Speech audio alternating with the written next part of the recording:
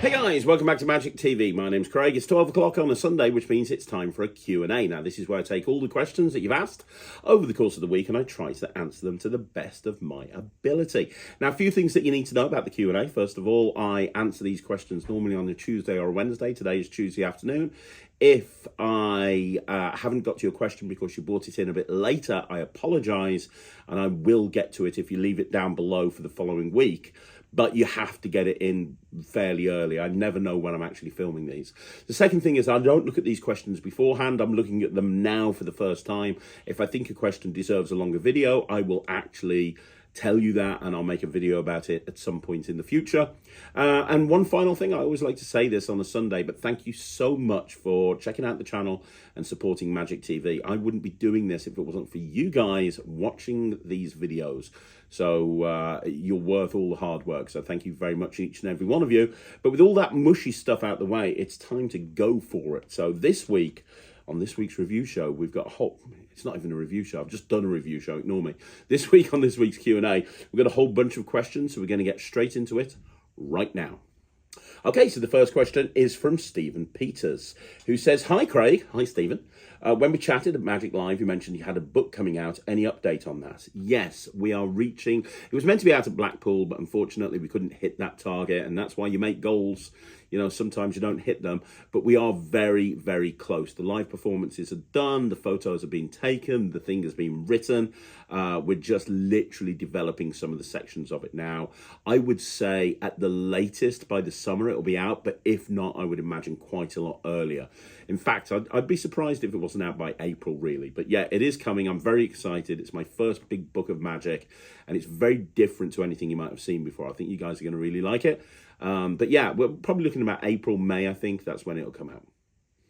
Okay, so then the next question is from user JF7IC80J6R.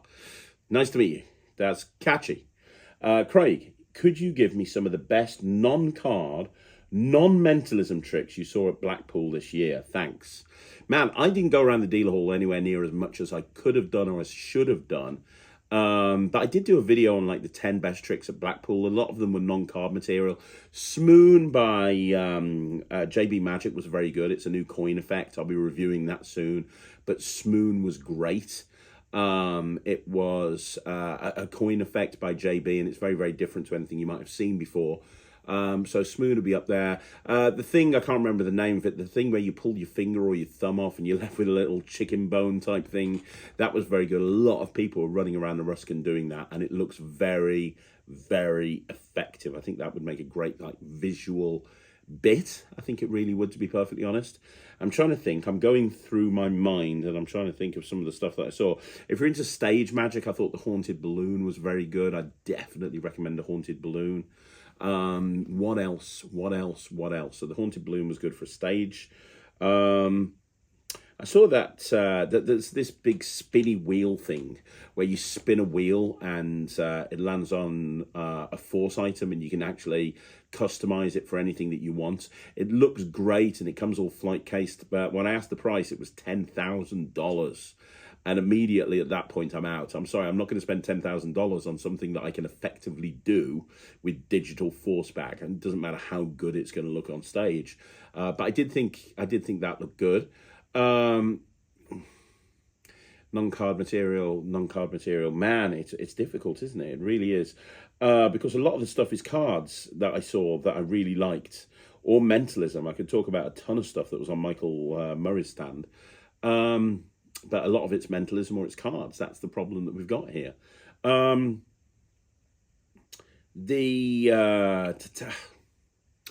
to think. Dragon scale. I think that's flown under the radar of a lot of people. The dragon scale thing that that Penguin Magic brought out, and Eric Tate was demonstrating it on the Penguin booth. Dragon scale is amazing. It really is, and it does so much. And you might think that it's a card trick because obviously a lot of the uses for it that people talk about are card related, but there's so much more you can do with it. If you haven't already checked out the Monster Magic review, please do so. So it's Alex from Monster Magic talks about how you can do it with a bunch of other stuff. And he's right, you really can. And I think it's flown under the radar, and I was standing next to Eric Tate the whole weekend watching him dem this, and it's incredible piece of equipment. It really is. So I'd kind of throw that in there, even though it's cards. It's capable of doing a lot of non-card related magic as well. And then, I mean, it didn't get debuted at Magic at Blackpool, but there's this thing that Vanishing Ink had that shoots a coin into the air and lands it. It's for a coins across, and it's like this electronic thing. It's for a coins to glass, but the coins land in the glass, and it's completely hands off. I thought that was really good as well. Those are the ones that I think jump instantly to mind. Nothing else really created much of an impact on me. Trying to think. Okay, the is it a card trick? The Dead Man's Hand by Mark Bennett and the Dead Man's Hand by Mark Bennett and Matthew Wright was very, very good. Masterpiece by Matthew Wright, very, very good. And I think if I was going to throw one more into the mix, talking about Mark Bennett, I would put in Get Smarty. Get Smarty is exceptional, which is the thing where the ring will vanish and appear in the Smarty tin. Actually, on that subject, Get Smarty was good, but I also like Triple X by Mark Infinity from Saturn Magic. That was really good as well. Two similar effects, but very, very different in terms of how they're done, but they both were very, very good. Yeah, and then I want to give a shout out to Phil Smith. He was demonstrating his fusion mosaic phenomenon, which was first done by Ryland on America's Got Talent, and is just an excellent piece of, you could call it mentalism in a way, but it's really not mentalism as well. There's a lot you can do with it. So I'd say those, and if I come up with some more ideas, I'll do a video on it. Okay, so the next question is from Archie Cox Magic, who says, thanks for answering my questions. You're more than welcome. So the question is, I watched the Katie test for Mindblox and I love the routines. They were just a small amount, Archie, that you can do. That was literally the, infinitesimal amount of stuff you can do with it. I don't know whether Mindblox would fit my style, as I've never really played with Lego, but I was wondering if it's worth getting to learn the routines anyway. Here's the thing, man. You don't have to like Lego to be able to do Mindblox. I've never played with Lego in my life. I mean, I did as a kid, maybe, and Ryland obviously loves Lego, and that's why it was developed, but I'm not really a Lego builder by any stretch of the imagination.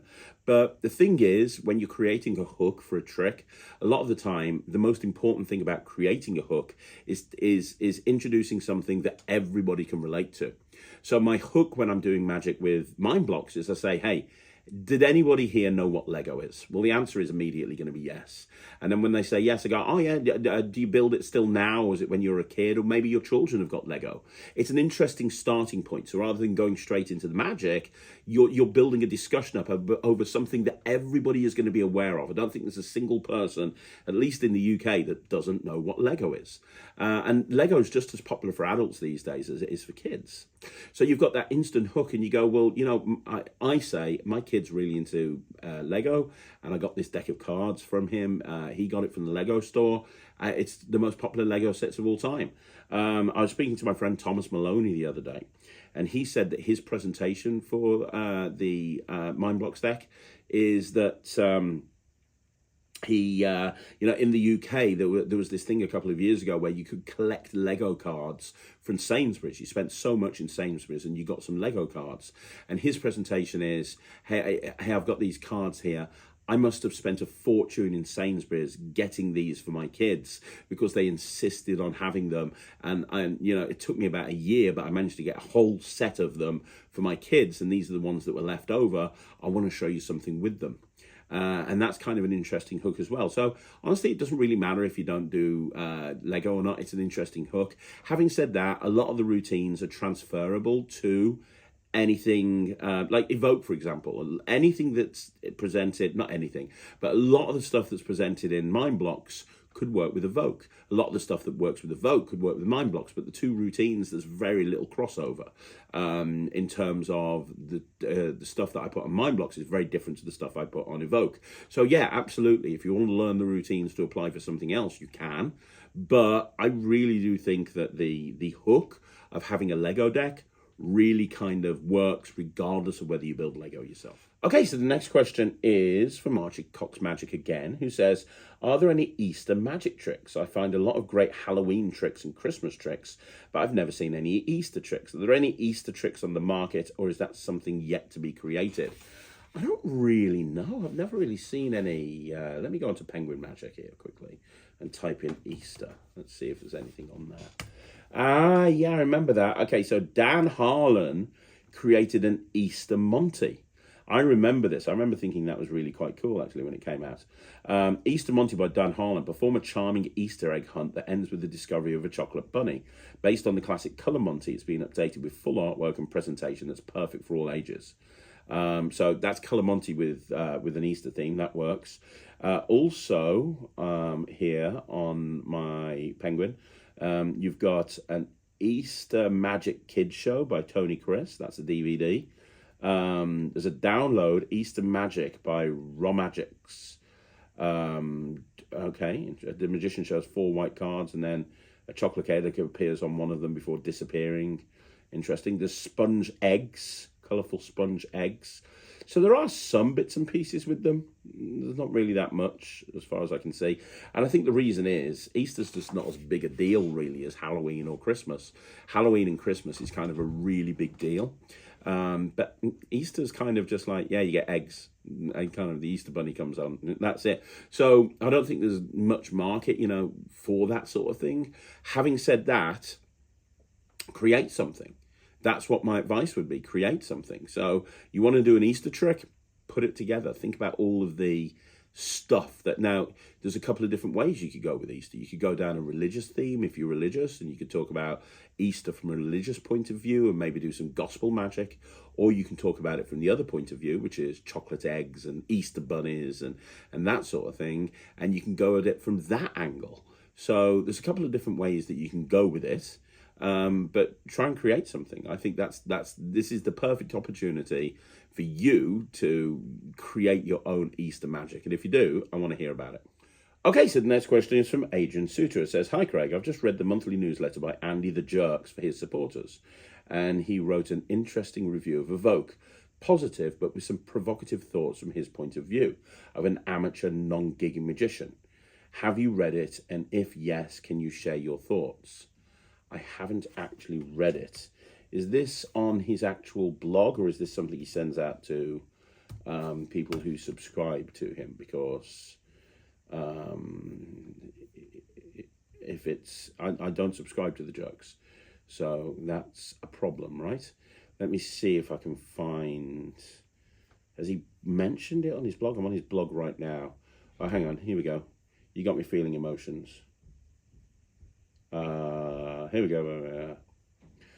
Here we go. Whenever a new trick comes out, buzz 30 emails asking if I can get it. When I heard Craig Petty's releasing a deck of cards with emotions on them so you could use them as an alternative to normal playing cards, my first response was no. And if you're wondering why I have that sort of reaction, you might be the sort of person who's going to botch performing this. If it's not obvious that he has that this has the potential to be affecting to people in both good and bad ways, that's because you're looking at emotions as just another subject matter to be printed on cards. What turned me off in spending time around magicians isn't that I don't like talking about magic with people. It's that magicians often turn to magic because of lack of other certain social skills. Blah, blah, blah, blah, blah. Okay, so first thoughts. Evoke would solely be used for this effect. The spectator looks through the cards and selects one. You tell them to think of any time in their life that they felt that emotion. Then you, physically and empathetically, are able to pick up on that emotion. That's certainly something you can do with this deck, but after Craig discussing the deck in more detail, I realise it's more robust than that, and Craig has added in many more elements, allowing you to do a lot of different things. But I want to specifically talk about the trick that I mentioned. I've been doing versions of this trick for 13 years ago now. Talks about a Nyman trick. In 2015, I published a variation called Opia, ungimmick cards, but it had the benefit of potentially triggering negative emotions, had the downside of requiring some memory work. Okay, and for the past few years, I've used Mark Kirstein's Zeno, a time alternative to Windows, so this premise is something I've been doing a long time. My biggest takeaway for this is you need to downplay this effect. There are two reasons for this. First, if you don't downplay it yourself, many of the spectators will. As I wrote in the Opia post, I found that some people find this trick a little too believable. Emotions are pretty much the only thought that we do pick up from people without saying anything. For a lot of people, highly emotional, intelligent people, telling them the emotion they're thinking of is going to feel very much like no shit kind of moments. So if you build it up like you're doing the most miraculous thing in the world, it's going to make you look a little ridiculous. The second reason you want to downplay it is this. Think of an audience's perspective. You're doing a trick where you're interacting with an invisible friend, childhood, traveling back in time. Then the fact that you're using deception to create that premise is going to be accepted, even embraced. But if your premise is, I have an empathetic connection with you, I can sense your emotions, and they realize you're using deception, you're going to come off as a total douchebag. So I always downplay the I'm going to touch with your emotions premise. How to downplay it, and then he goes into that. Evoke, Xeno, Windows do emotion-based premise. This is training wheel sort of stuff. Ultimately, you're going to find this sort of mistakes to be a stepping stone. Okay, I kind of think I've gone. As far as Evoke goes, I'll definitely be picking it up. I'll keep it on my shelf. Say, as a company I work for, cheaped out and gave it as a Christmas bonus last year. I'll look for a good routine in the instructions that's focused on the spectator's ability to feel and sense the emotions rather than my own. That, I think, is the best way to go with this. For me, it's not an EDC sort of carry. It's the opposite for EDC, as there's no situation on God's green earth I'll be carrying around a deck of inspirational quote cards. In professional situations, you can get away with carrying around something like this and bringing it to a show, but in casual situations, I don't think that flies. The moment you pull out a deck of mini inspirational poster cards and start doing magic with them, people aren't going to think, oh, he happens to have some sort of perfectly ordinary mini inspirational posters with him. You have to keep in mind something like this is designed to look like something. They're designed to look like a collection of inspirational cards. So if you believe that you should give them a home that fits that story, blah, blah, blah, blah, blah. So Evoke will probably be a home trick for me if I want to do something. Okay, cool. So that gave me a rough idea of what he's talking about. Look, here's the thing. I've got a lot of respect for the Jerks. Really have. I think he's a great guy. I think he's very perceptive. And I think he's probably going to go down in history as one of the most creative people on the planet. He's definitely, I've picked up so much stuff from him. However, the thing with the Jerks is that, and he openly says this, a lot of his performing situations are very kind of, situational. He's not a professional. He's not going out and doing gigs. My way of approaching magic is I am doing gigs. It's why a lot of people call my magic commercial. Whether you like it or don't like it, it's commercial. It's designed to work in a real world. A lot of his stuff is kind of like, hey, very abstract, very kind of, it'll work in this one situation and this one situation only. So a lot of the stuff he's talking about there absolutely makes sense from his point of view. If he's not the sort of person to carry around a deck of inspirational, motivational posters, then why would he do it? If he's got them at home and somebody comes to his house and he grabs them, I can totally, what he says makes sense. From my point of view, I do carry these around as my everyday carry. And the reason I justify them is I say, hey, I'm always looking, I'm a professional magician. I'm always looking for cool stuff in shops that I can actually buy and use to try and use in sort of a demonstration of magical mentalism. And I was in Waterstones the other day and I saw these. Have you ever heard of these before? They're basically motivational posters and shrunk down. It's designed to give you a daily dose of inspiration. Let me show you something with these, and I'm into it. So, from my point of view as a professional or somebody who openly tells everybody he's a magician, I don't have a problem with that. He would have a problem, and I completely understand why he would. And I think it's, horses for courses. One person does it one way, one person does it the other way. As for downplaying it, I can kind of understand that. Yeah, I think that with any type of mentalism, if you're doing something where you're claiming to have powers and then they realize that that's not the case, I think that can be probably a problem. But I don't claim I have powers ever. I've talked about this subject many, many times. And even if I'm doing mentalism, if you ever look at me performing mentalism, whether it's here in the office or whether it's out in a performance or some of the performances on Evoke or Mindblox or Petty Cash or something other, I never say, hey, I've got magic powers. It's like, hey, let me show you something kind of interesting with these, or let me... do you believe in positive thinking? Well, we're going to do an experiment to see whether the power of positive thinking is actually a thing. Or do you believe in positive affirmations? Or, whatever it may be, I tend to kind of go down that route. So I never claim to have powers. I'm not empathetic. I can't, I'm not Deanna LaTroy. I can't get in touch with people's emotions. I just bring the Evoke deck out as a way of helping me tap into people's emotions. But he's absolutely right. You can really seriously, depending on the people that you perform for, when you're doing something like Evoke, and you see this from the live performances on the trailer, you can really touch them quite deeply and have them bring up memories that might emotionally affect them. So you do have to be very careful when you're performing Evoke. Jokes is a great guy. He has one way of doing it. I have another way of doing it. As you guys know, there's been a lot of mentalists that have raved about Evoke. You've got people like Luca Volpe saying that you've solved the problem with playing. No, it was Mark Paul that said you'd solve the problem with playing cards in Mentalism. There's a lot of people that are really enjoying using them in their act. And that's the beautiful thing. I think if we all loved the same thing, or we all bought it and did it exactly the same way, it'd be a boring place. And we need people like the Jerks, because he comes at magic with such a very unique and diverse opinion, completely different to anyone else. So yeah, what do I think about it? Can I share my thoughts? Those are my thoughts. Hope that helps. So the next question is from Divishan Magician, who says, do you do R-Digit add-on, R-Digit Plus? Is it good? I do R-Digit a lot. Do you think it's worth getting the R-Digit Plus, which lets you do it on 2 borrowed phones with a UFC tag? I don't really do much with UFC tags. It's not something that I want to mess around with or carry around with me. I've done R-Digit for years, and I think I was one of the first people that started promoting it, and I've never ever had anyone have a problem with the fact that I'm using my phone, because it's the other person's phone that's in play as well.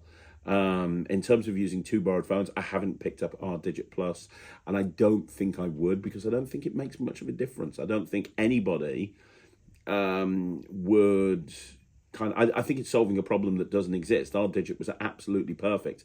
I like using my phone because I've got my phone in play. I can then go into something else. I use 2 other phones, 2 other people's phones. That doesn't give me the flexibility to do that. And it's basically the exact same trick. It's kind of a little bit like, hey, I do a coins across with a flipper, but I want to do a coins across with a shell. Would you advise picking up a shell to do the coins across with? Yeah, if you want to. People are going to think it's exactly the same trick. There's very little difference. There's pros and cons with each version, but it's kind of even more similar with that. The only advantage is you can use 2 spectators' phones. Now, if you were doing a TV spot, if you were going on Britain's Got Talent and you wanted to do something where it was just super fair, and you had 2 judges' phones down at the table and you were doing it with 2 judges' phones, then yeah, I'd say it's worth it. But in your average gigging situation, I don't think it's needed. Okay, so the next question is again from Divishan Magician, who says, not a question, just saying thank you for the kind words you said about me in the Instagram Young Magicians video. You're more than welcome, man. Your Instagram is fantastic. You should go check him out if you haven't, Divishan Magician. However, he's then followed up with a question, so let me read this. My character is never to pretend it is real magic. If an adult or a teen asks me if it's real, I say, of course not, in a jokey way. However, a 5-year-old kid asked me the other day, and he's probably genuinely believed it was real magic. In that case, do you think I should change my normal character and tell the kid it's real, just because telling a kid magic is not real is like telling them Santa's not real? And I feel it's not our right to take away the kid's belief at such a young age in Santa, so I don't see how that would be different from magic. So should I have made an exception to my normal character in this case? It's totally up to you. It's a great question, in all honesty. I mean, I ruined Ryland's childhood because I was teaching him how to make a coin disappear at the age of 2. At the age of 5, he was doing his own magic show. So I probably ruined Ryland's ruined Ryland's childhood when it comes to magic. But in terms of most kids, I don't know. Look, I do a lot of kid shows. I don't know if you know that. I do an awful lot of kid shows. And the way that I perform for kids is very different to what I perform with adults, in that the emphasis isn't really on the magic. Yeah, I make it magic and I make it strong, but it's really more about making it entertaining. It's about making that kid laugh. A 5-year-old, to a 5-year-old, a lot of stuff is magic. They're learning about the world.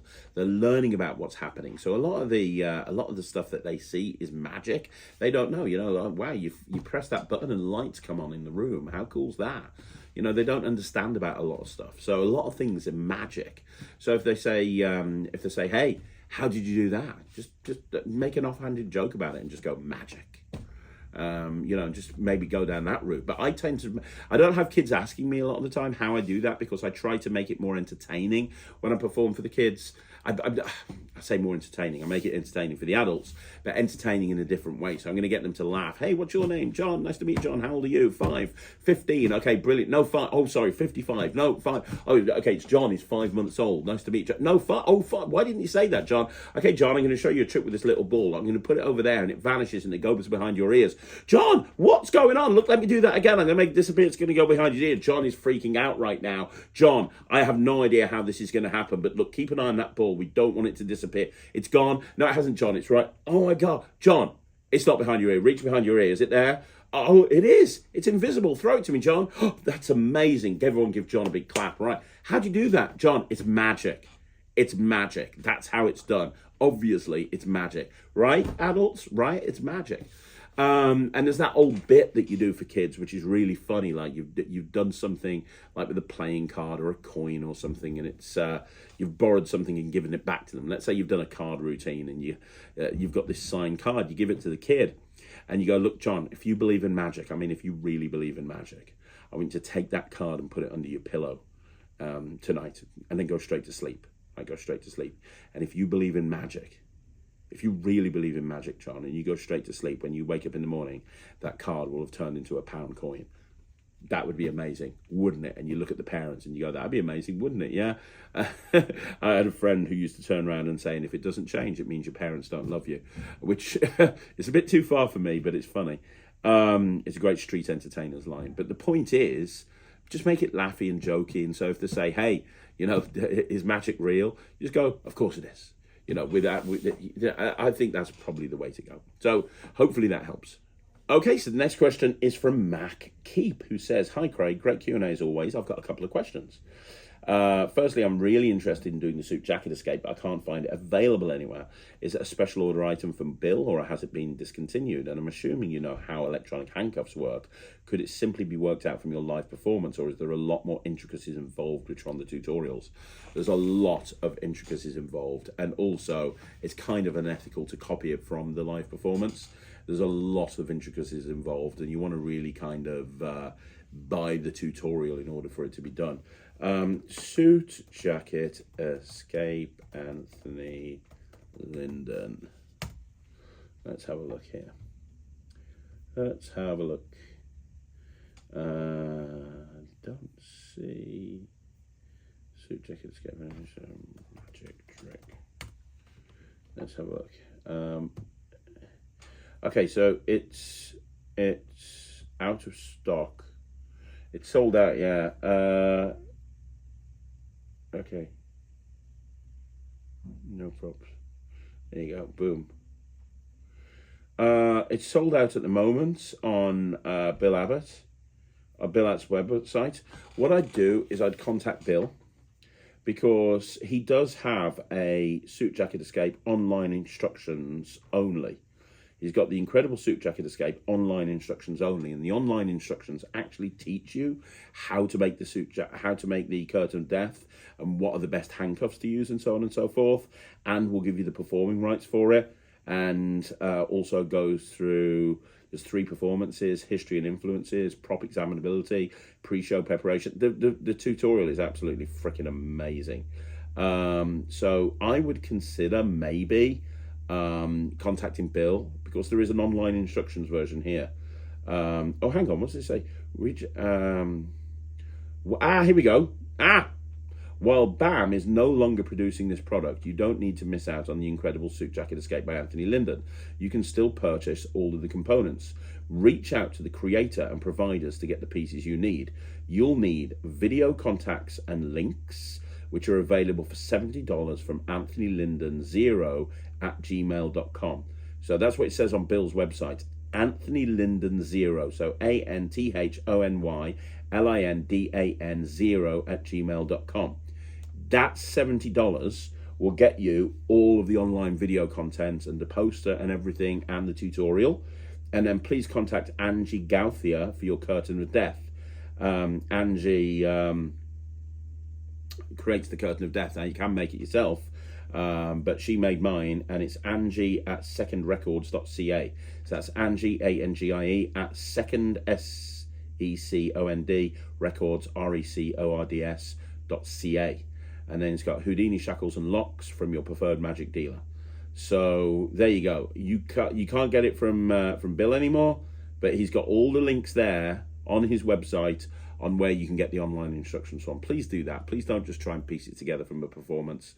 That's not the ethical way to do it. And also, you watch the tutorial, you're going to get a ton more information in there, which you can then use to put your own routine together. Okay, so the next question is again from Matt Keep. Right, this looks like a long one. I've been steadily working my way through the silver content on the Netrix and loving the further education. So thank you for trust, first of all. My wife runs a pub for a well-known chain, and I've now started doing more close-up magic both in her pub and quite a few of the pubs within the chain. Dude, that's amazing. I'm so happy for you. And thank you for being on the Netrix. We've been in talks about some dinner and magic type shows, i.e. Parlour style. What would you say is a typical length for a parlour show of this type, and how many effects would you normally perform before you outstate your welcome? I've currently the following, which I'm looking to put into a show. What would be a good set from the following? I have and can perform most of these already. So first of all, parlour shows, I tend to go for 30 minutes to an hour, depending on the client. I tend to veer more towards an hour with a parlour show because I go in and just do a parlour show. So it's a 1 hour exclusive show. But let's have a look at what you've got here.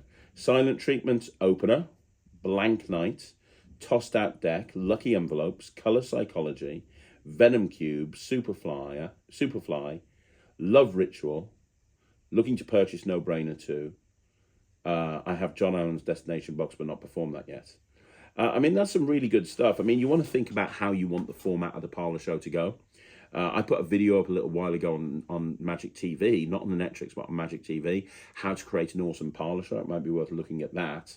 You have to, I mean, there's some mentalism in there, but there's also some magic in there. Like Superfly is just full on magic.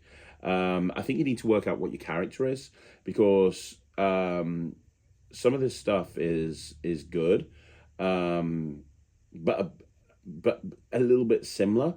And so you might want to not do some of those bits and pieces. Also, Venom Cube on its own, you might want to do some more cube stuff as well to build up to it. A Blank Night is great. I would open with Blank Night, not Silent Treatment. Although Silent Treatment does make a very good opener, I get that. But I like to have the audience on side, first of all. I've never liked being coming out on stage and not speaking, because I like to speak first of all to introduce myself to the audience. I know it works with John, it works for other people as well, but I find it a bit weird walking out on stage, not saying a word and just holding up things. It's not for me. But I do love Silent Treatment. I would open up with Blank Night, because that for me, I love any sort of Blank Night as an opener is great, because it gives people a chance to win money. It's just a great opener. I think Blank Night's fantastic. After Blank Night, I would put Silent Treatment back a little bit. And what I'd do is I'd start off with some of the mentalism that you've got here. So I'd have Blank Night as the opener. Then I'd maybe go into talking about influence, and maybe go into color psychology and talk about influence, and then continuing that influence on, because I look for how you transition from one thing to another. So you've got Blank Night as an opener, and then how you would transition from Blank Night is you say, hey, you're probably wondering how I was so comfortable at giving you a chance to win money. Well, the simple reason is I've mastered the art of influence and being able to influence you.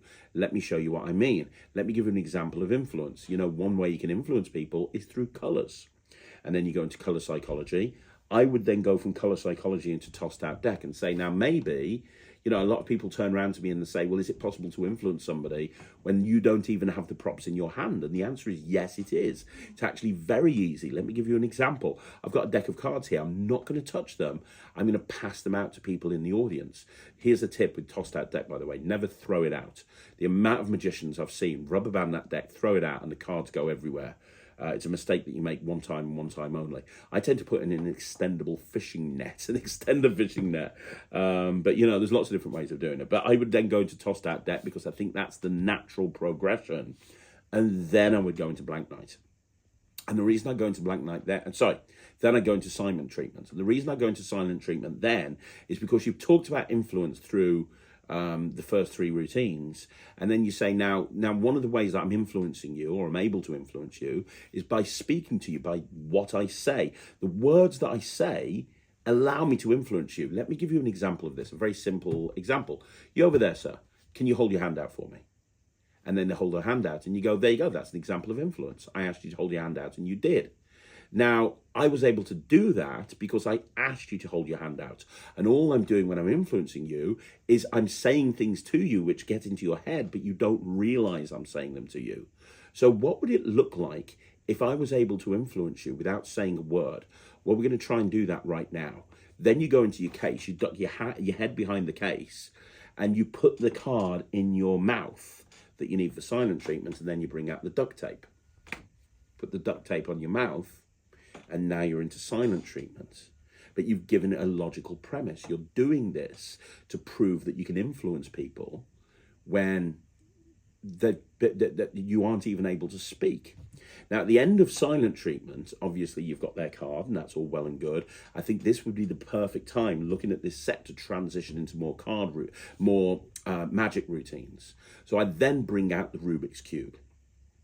And I'd say, and the way that I'd transition into the Rubik's Cube for Venom Cube, you're talking about Venom Cube here, is I'd say now, that's an example of influence you. I gave you a choice of a playing card, which is a 1 in 52, right? What about if I was able to influence your actions and I gave you, and the odds weren't 1 in 52, but 1 in literally billions? How would that even work, right? Well, it would work with one of these, or more specifically, 2 of these. This is Rubik's Cube. There are billions and billions and billions of combinations. Can you mix it up? Every time you mix it up, it puts it in a different pattern. So now you do your Venom Cube, which is still part of the mentalism thing, but it's allowing you to transition into magic, because you say at the end of it, you put the 1 Venom Cube down and you say, well, a lot of people say to me, you've done a lot of mentalism, can you do magic? Well, yeah, if I solve this cube, that would be magic. Well, it wouldn't be. If I took a few minutes to solve the cube, it wouldn't be magic, it'd just be practice. But if I could solve it in just a little shake, that would be magic. You're probably wondering how I did that. And do a couple of quick solves. Maybe do the solution by Michael Murray, because that would work really well. And then that would allow you to go into Superfly, because Superfly is the perfect logical follow-on to all of that stuff, because that's now a magic routine, and now you're firmly into the magic. And that's kind of how I would structure that app together. That's just me. That's the way that I would do it. Don't really know Love Ritual well enough to be able to comment on that. No Brainer would be your closer. I think that No Brainer is amazing. I'd use No Brainer as the closer, and I'd use it to kind of predict everything that you've done in the show. So you could have the cube match up. You could have the cube that you've matched up on there. You could have the outcome of the tossed out deck on there. There's lots of stuff that you can actually do using No Brainer, and then obviously you've predicted everything. It's almost like a master prediction system. It's a great closer to the show. So yeah, hopefully that helps. That gives you a few ideas. If it's useful, let me know down below. And if you need more advice on this sort of thing, again, let me know. Okay, so the next question is from the magic of Seth, who says, I've just rented a vendor booth for an upcoming local fair, and my question is this: since I'm not actually selling anything, do you have any advice on terms of what I could use to attract people to my booth? I have a spinning wheel with a different trick on each section, but that's where my ideas end. Any input would be appreciated. +1 for Evoke is amazing. Thanks very much. Well, it kind of just depends on what your reason is to be at that local fair. I'm guessing as you've rented a booth and you've got nothing to sell, the idea is to sell yourself, to sell magic shows. So if that's the case, what I would do is I would maybe have like 10-minute shows, 10 or 15-minute shows every half an hour. So you'd have a little thing saying every half an hour, I've got a 10-minute show, whatever. Come and watch the amazing Seth perform incredible magic. Free show. 10 minutes long. Because if it's a fair, there's going to be a ton of other stuff that's going on, right? It's not just going to be you. So they don't want to sit and watch a 30-minute show. But if you say it's just 10 minutes and it's every half an hour, I think you'll attract a crowd, and I think you'll have people there that will want to watch you.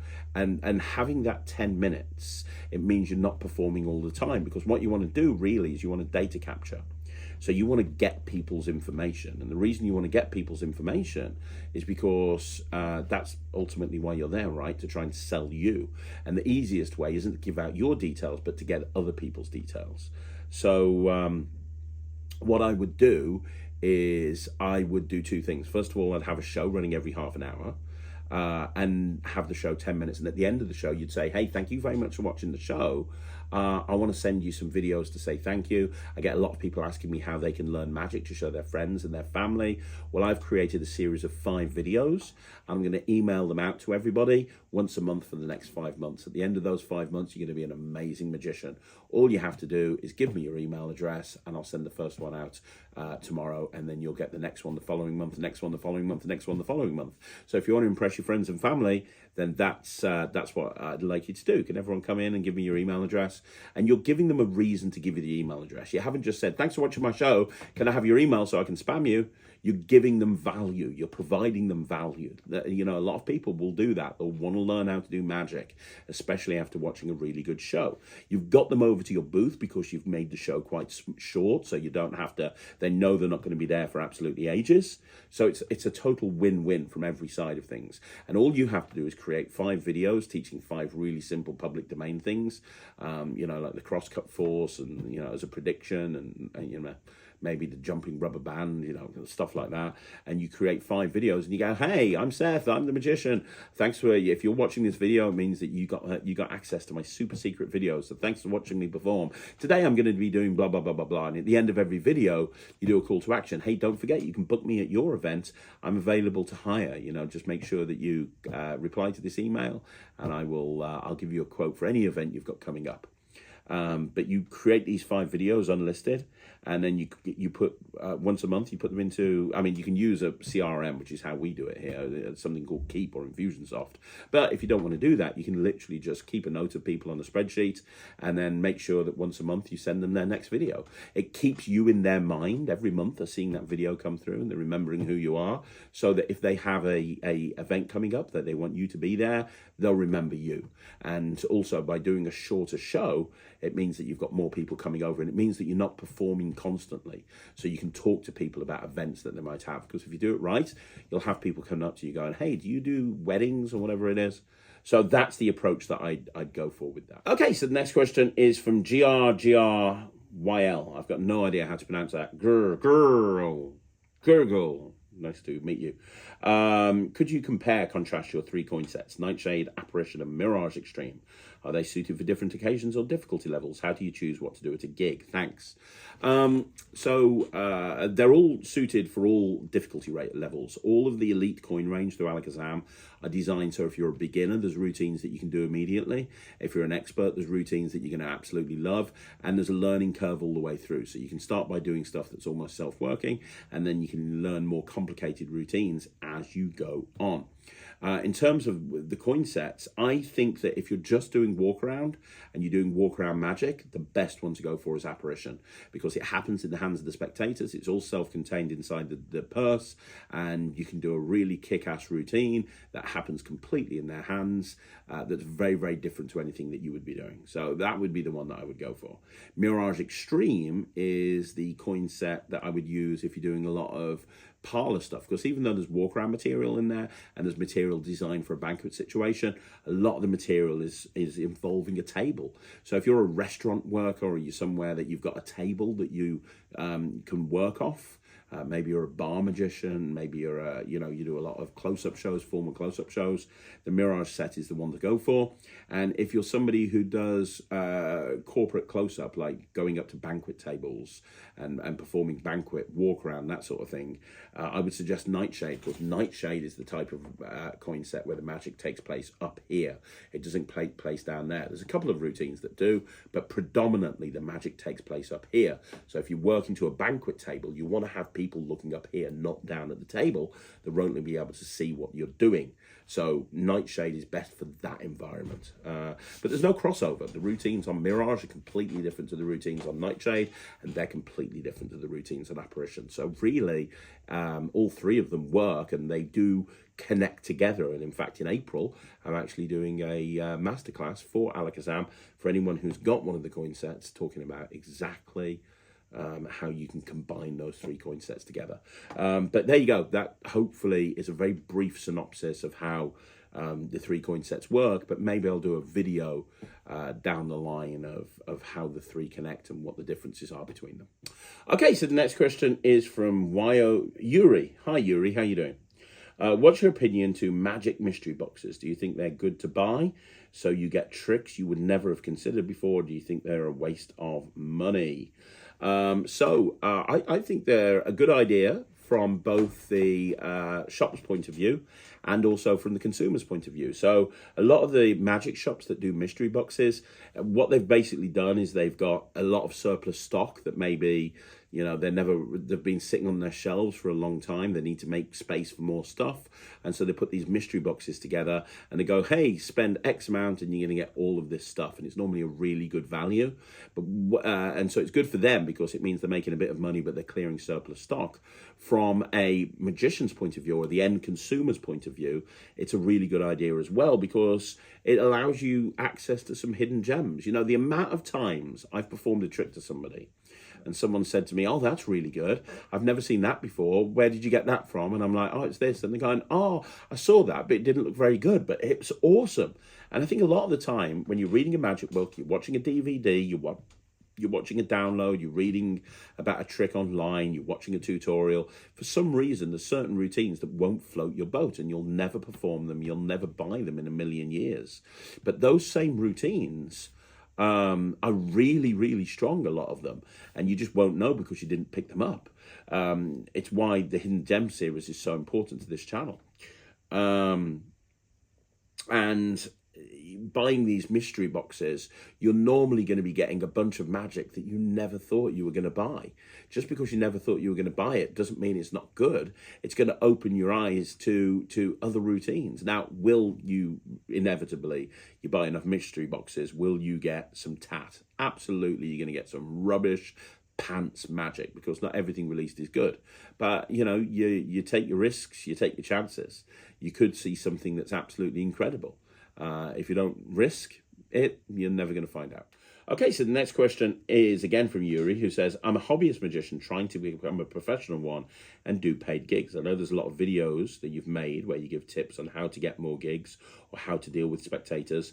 But have you ever made a video on YouTube or the Netrix where you go through step by step on how to become a professional magician starting as a hobbyist? Maybe like a guide in which you explain what the first things are that you need to focus on or where you have to go for certain assets. And if you don't have a video like that, would you ever consider making one? I've done a lot of videos on bits and pieces to do with that, like, hey, this is how to get gigs, and this is how to create assets, and this is how to get experience. But I don't think I've ever put it up into one big course. But I think that'd be a really cool thing to do. I don't know if it'd go on YouTube or it'd go up on the Netrix. Probably the Netrix, I think. I'm not too sure. But yeah, 100% I would do that. 100 million %. I would do a really big video on literally a step-by-step guide on how to actually become a professional magician and what you need to do first. First of all, do this, then do this, then do this. You follow all this, you can become a professional magician. Yeah, I'll start working on it and figure out which platform it's going to go on. Okay, so the next question is from Jonah Berg, who says, what are the best card magic books that aren't too knuckle busting? Well, you'll want to look at all of the books by Ryan Schlutz. I think that they're really good. On his website, he's got about 4 or 5 different books, and a lot of them are close to self-working. Card College Light, I think there were a couple of Card College Light books, but they aren't too luck-busting either. They're literally self-working magic that you can do.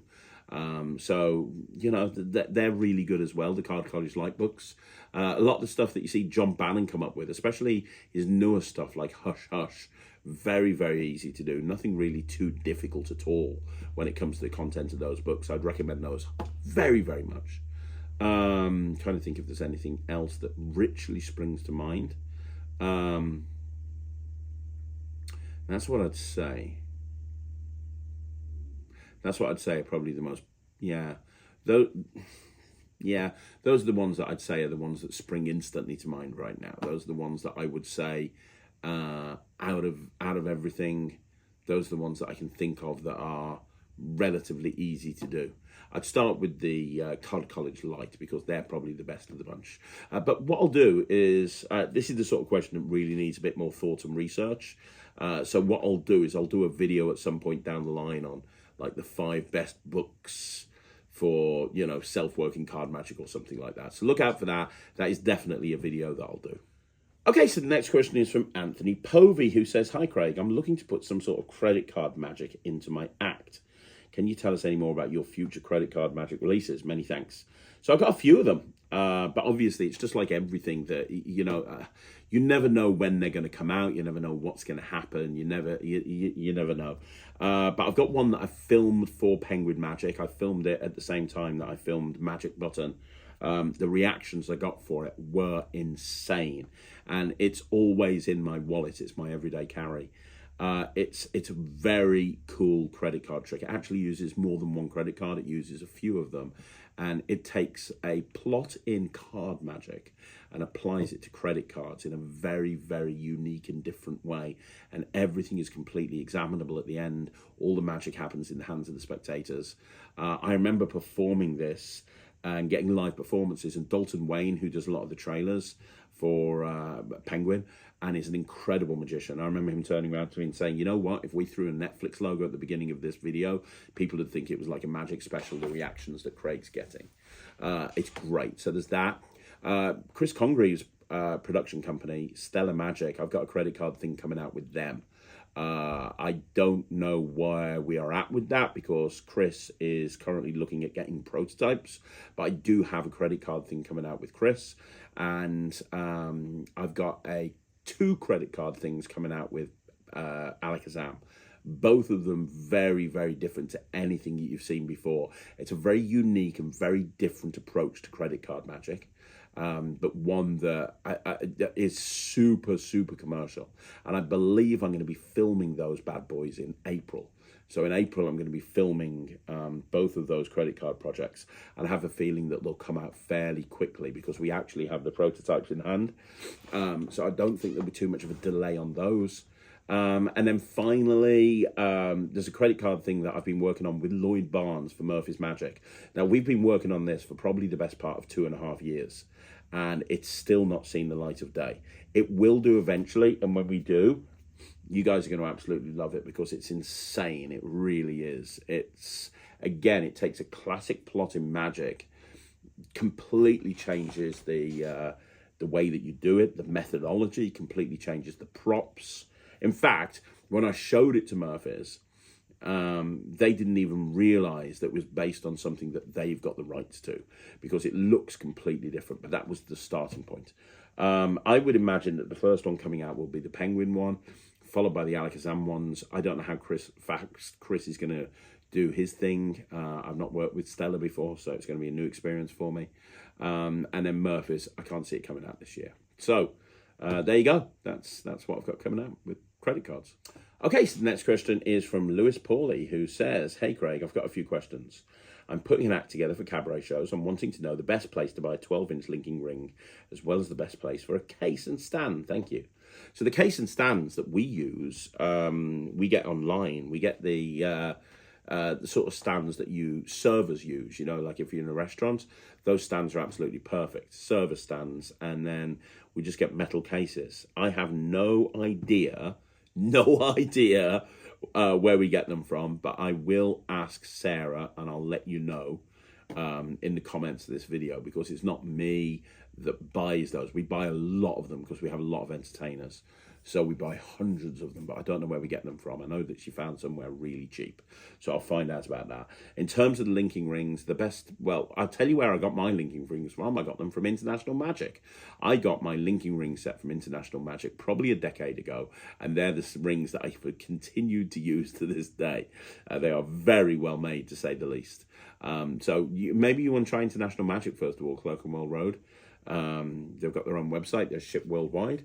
But they're where I got my linking rings from. And I haven't really looked out for another set of linking rings because I haven't needed to, because the ones that I have are absolutely brilliant.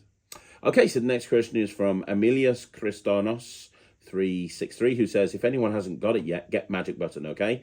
The depth of content in the tutorial that Craig Petty provided will blow your mind, and it's worth the cost alone just for that. The number of routines, methods, and sleights combined with the numerous tricks you can perform with this gem is fantabulous.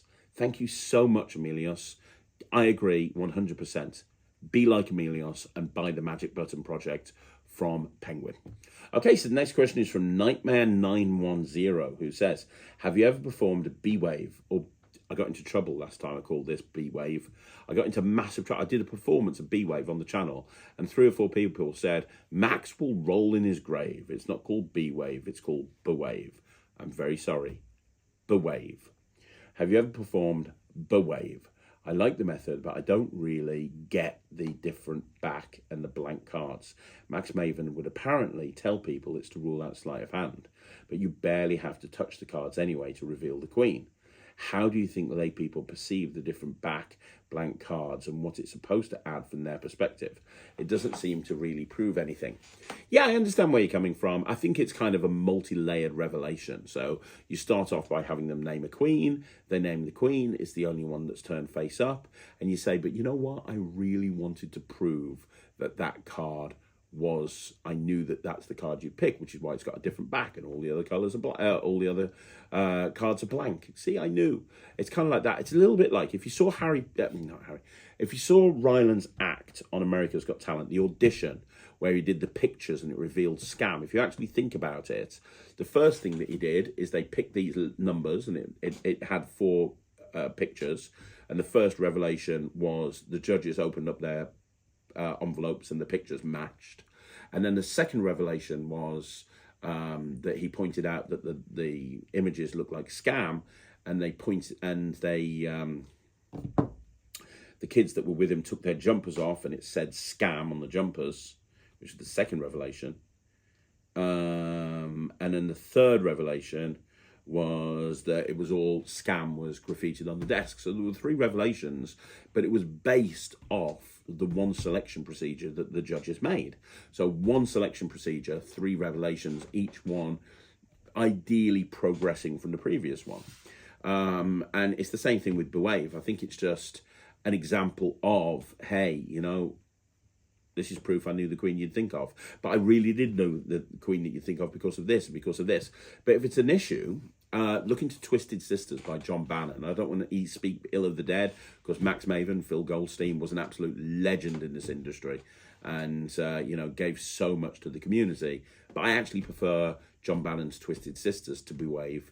And I think that the internal logic as to why the other cards are jokers makes more sense in the context of that routine than it does with Bewave. So you might want to have a look at Twisted Sisters if you don't already do it. So the next question is from Stephen Devenrow, who says, hi Craig, hope you're well. Has Copperfield made the moon vanish yet? I've not seen any videos. All I hear is it was February.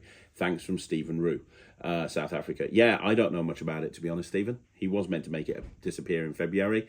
I don't know. I don't want to be adding to the speculation. I know there's loads of threads in various different Facebook groups as to why he hasn't made the moon disappear and why the moon hasn't vanished. I think that, you know, it's probably because he's had some issues with his team. It could be because of certain stuff that's happened in the press since he made that announcement of the moon vanishing.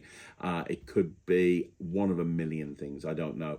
I do think it's rather odd that he hasn't really announced anything and he's kind of left everyone hanging. He made this huge, you know, announcement and now nothing, which is kind of weird. You know, I think that any PR company would have told him to get ahead of this and say, hey, you know what, maybe just you announce that it's taking longer or whatever it is. But it's not my thing. I don't know. All I know is it was meant to happen and it hasn't. I'm sure it will happen at some point down the line, but when, I'm not too sure. The best person to contact, I would imagine, is either David Copperfield or Chris Kenner. So there you go, guys. That's another review show in the bag. Once again, thank you so much for joining me here on Magic TV. Now, you want to see more videos like this, you know what you got to do. You got to like the video, subscribe to the channel, leave a comment down below. I'm going to be back again tomorrow with another video. I'm actually going to be back a couple of times today. At 6 o'clock, I've got a Magic Live. But at 9 o'clock, I've got a review show special. And so many people have asked me to review Nyx. So I'm reviewing Nyx tonight, which is Luca Volpe's new trick. But I'm doing a 19-minute performance with Nyx. So I've taken a lot of the concepts from Nyx, and I've put a couple of my own touches to it as well. And I'm doing a 19-minute performance with Nyx as part of the review show. So if you want to see exactly what it looks like, then make sure you check that out. That's going up at 9 o'clock tonight. But thank you once again for joining me. Thank you once again for hanging out with me on a Sunday afternoon. I really appreciate it, and I will be back again soon. I'll see you soon. My name's Craig from Magic TV.